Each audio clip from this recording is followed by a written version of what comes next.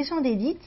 Croyez-vous pouvoir replanter assez d'arbres pour aller contre la déforestation en Amazonie et dans le monde, car il est grand temps de reboiser le poumon du monde?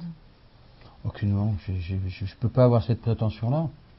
On ne peut pas avoir cette prétention-là parce que, comme je disais tout à l'heure,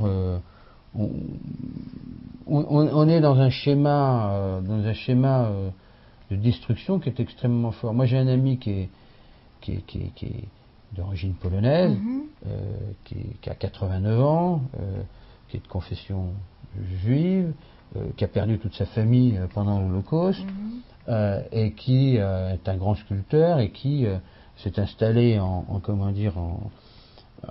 au Brésil en 1947, et il passe sa vie aujourd'hui à utiliser son art pour dire que, il dit, je suis un homme brûlé, j'ai vu disparaître ma famille dans les cendres, je vois disparaître la nature dans les cendres.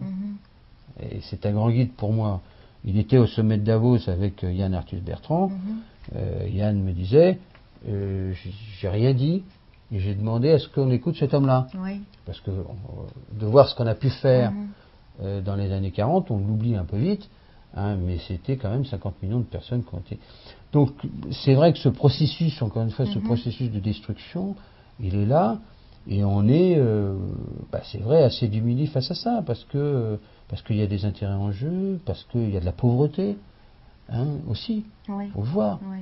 Donc tout ça, c'est facile à dire là, comme ça, mais c'est extrêmement compliqué.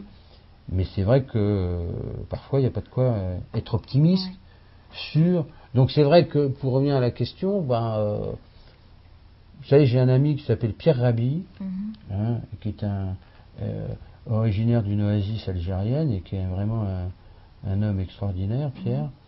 Il raconte souvent cette histoire. Il a créé l'association Colibri, etc.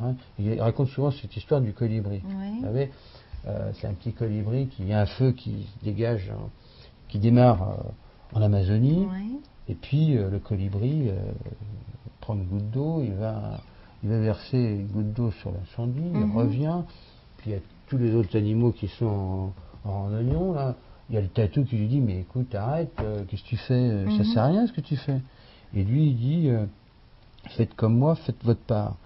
Donc je pense que, encore une fois, on a chacun à faire notre part, à savoir comment ces produits qu'on achète sont fabriqués, d'où ils viennent, etc., qui font que on évite aussi, même à notre petit niveau, de participer à ce processus-là.